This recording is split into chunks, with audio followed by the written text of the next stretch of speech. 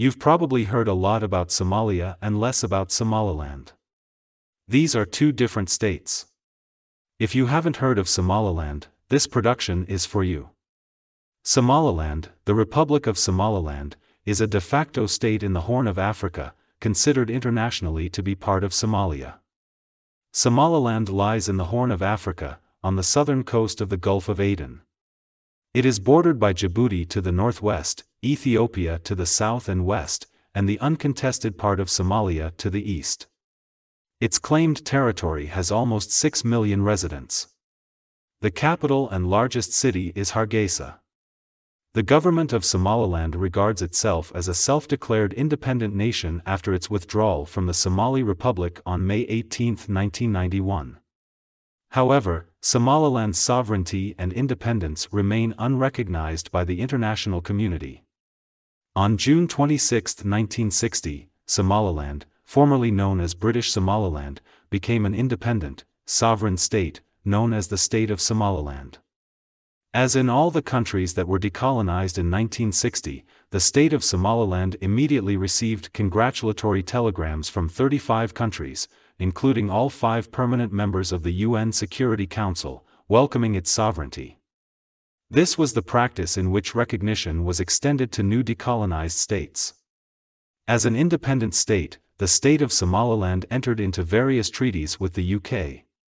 5 days after independence, on July 1, 1960, Somaliland chose to unite with Somalia, formerly known as Italian Somaliland, with the aim of creating a Greater Somalia, now known today as the Somali Republic, bringing together all the people of ethnic Somali origin in 5 countries in the Horn of Africa, including northern Kenya, Italian Somalia, French Somaliland and eastern Ethiopia. The agreed formalities of a treaty of union to be entered into by both Somaliland and Somalia were not completed properly. The people of Somaliland had no say in the making of the constitution of the new Somali Republic. In the majority of the districts in Somaliland, the referendum on the constitution was largely boycotted and, in sharp contrast to the Somalia regions, in the vast majority of Somaliland regions, the constitution was rejected. In 1961, Somalia took control of state institutions, which was rejected in the former state of Somaliland. This led to a revolt in the north, started by soldiers of the former state of Somaliland who took control of large cities in the north.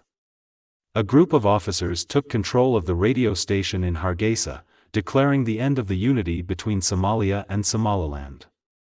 In April 1981, the Somali National Movement, SNM, was founded, which led to the Somaliland War of Independence.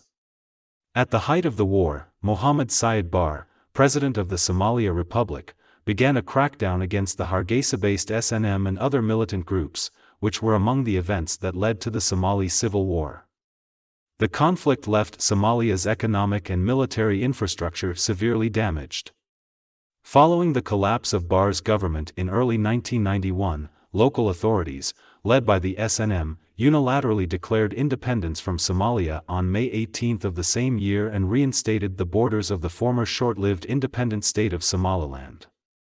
Somaliland's withdrawal from the Union and reassertion of its sovereignty did not breach any international law, and at the time, the UN Security Council saw no reason to interfere.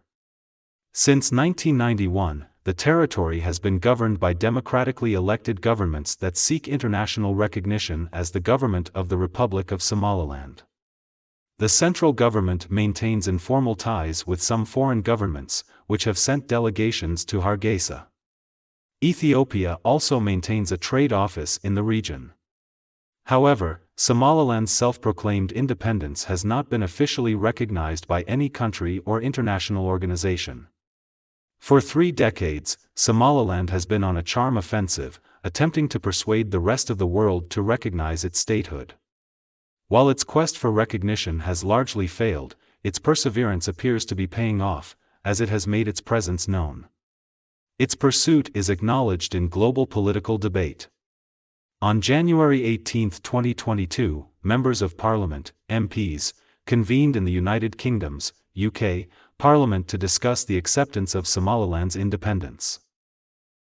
It has also been a topic of discussion in the United States of America, USA. In fact, unlike UK lawmakers, US legislators went so far as to plan a fact-finding mission to the territory in December 2021. Despite the excitement, the West has been hesitant to recognize the territory's statehood. The United States' recognition of Somaliland could strain relations with Somalia. Then it will be up to Somalia and its African neighbors to lead a change of course if they so desire. The effect will put Somaliland in a difficult position because Somalia will never agree to Somaliland's separation. Africa has always relied on the West to set the agenda, even when the issue at hand involves the lives of its people, as in the civil wars in Mali and Libya. But why might states be hesitant to recognize Somaliland's statehood? Is it possible that Somaliland falls short of the universally accepted criteria for statehood? According to Article 1 of the Montevideo Convention on the Rights and Duties of States, 1933, a state as a person of international law must have a permanent population, a defined territory, a government, and the ability to enter into relations with other states. The question is whether Somaliland meets these requirements for statehood. Since declaring independence from Somalia, Somaliland has not only established its government institutions, but also written its laws and constitution, established its currency, and held credible elections. Somaliland has also demonstrated its ability to participate in various international engagements, such as signing cooperation agreements with Kenya, Ethiopia, the United Arab Emirates, the United States of America, and the United Kingdom, to name a few. As a result, Somaliland meets the criteria for statehood under the Montevideo Convention. As accurate as that is, the guidelines on the recognition of new states in Eastern Europe and the Soviet Union, adopted by European Commission (EC) members in 1991, include additional state recognition requirements.